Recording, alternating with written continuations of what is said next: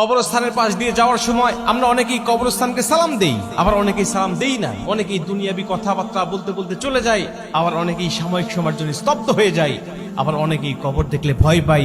কিন্তু অধিকাংশ মানুষ কবরকে যেভাবে ভয় পাওয়ার কথা আমরা সেভাবে ভয় পাই না। অনেক মানুষ আছে কবরস্থানকে ভয় পায় এই জন্য যে কবরের মধ্যে জিনরা থাকে, কবরের মধ্যে ভূত থাকে, কবরের মধ্যে অন্য কিছু থাকে। এই চিন্তা চেতনায় তারা কবরস্থানকে ভয় পায়। কিন্তু ভয় পাওয়া উচিত এটা মনে করে যে এই কবরস্থানে আমার ভাই আছে, এই কবরস্থানে আমার দাদা আছে, এই কবরস্থানে আমার অনেক আত্মীয় স্বজন ঘুমিয়ে আছে, যারা আমাদের সাথে উঠা বসা করতো, আমাদের সাথে চলাচল করতো। আজকে আমি দিব্যি এই রাস্তা দিয়ে চলাচল করছি, কিন্তু তারা এই কবরস্থানে শুয়ে আছে।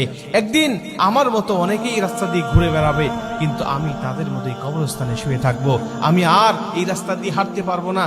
এই ভয়, এই চিন্তা আর টেন্ডেন্সি ভিতরে যদি নিয়ে আসতে পারেন তবেই আপনি সফল ব্যক্তি। কারণ নবীজি সাল্লাল্লাহু আলাইহি ওয়াসাল্লাম বলেন, তোমরা কবরস্থানকে বেশি বেশি জিয়ারত করো। কেন? ওখানে গেলে তোমাদের কবরের কথা স্মরণ হবে। তোমার মনে হবে যে এই কবরস্থানে যারা ঘুমিয়ে আছে, এই কবরস্থানে যারা শুয়ে আছে, তাদের দলভুক্ত অচিরেই আমি হব। এবং ওই কবরস্থানে আমাকে কিছু প্রশ্নের সম্মুখীন হতে হবে। ওই কবরস্থানে যদি আমি ভালো কাজ করে যেতে পারি, ওই প্রশ্নের উত্তরগুলো সঠিকভাবে দিতে পারি, তাহলে আমার ঠিকানা হবে জান্নাত। আর যদি না দিতে পারি, তাহলে এই কবরস্থানটা হবে আমার জন্য জাহান্নাম। এই চিন্তা, এই ভয়টা যদি নিয়ে আসতে পারেন, তাহলেই আপনি সফল ব্যক্তি।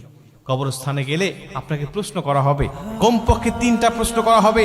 এটা মুখস্থ করে গেলে আপনি সেখানে উত্তর দিতে পারবেন তা নয়, বরং আপনার আমল দিয়েই উত্তরটা সেখানে দিতে হবে।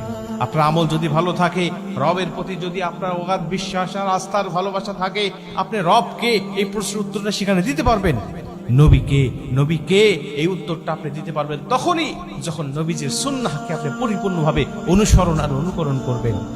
দ্বীন ইসলামের প্রতি যখন আপনি থাকবেন, দ্বীন ইসলামকে আপনি মেনে চলবেন, তখন সেই প্রশ্নের উত্তরটাও আপনি সেখানে দিতে পারবেন।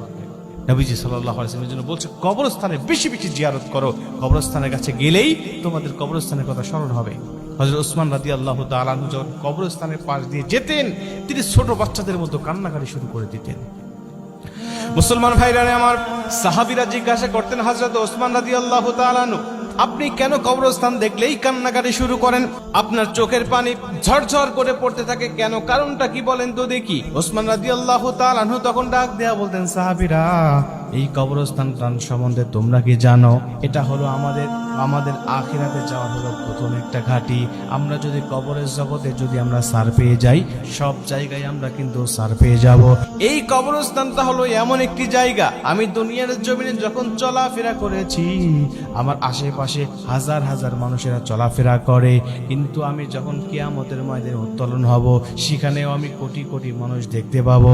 কিন্তু এই দুইটার মাঝামাঝি কবরস্থানের জগৎটা হলো এমন একটি জগৎ, এই জগতে আমার পাশে কেউ থাকবে না, একা একাই কবরস্থানের মধ্যে আমাকে থাকতে হবে।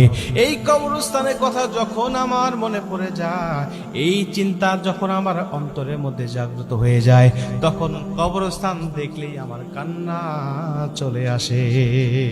তখনই আমার কান্না চলে আসে, তখন আমি চোখের পানি আর ধরে রাখতে পারি না। প্রিয় ভাই, এজন্য কবরস্থান দেখলেই মরণের কথা স্মরণ করবেন, এবং এই কবরস্থানে আপনাকে যেতে হবে। যাওয়ার পরে কি হবে এই কথাগুলো স্মরণ করবেন। দেখবেন আপনার অহংকার ধূলিসাৎ হয়ে গেছে, আপনার অহংকার মাটির সাথে মিশে গেছে। কিসের অহংকার, কিসের বড়াই আপনার মধ্যে রয়েছে, এগুলো আর কখনো আপনার করতেই মন চাইবে না।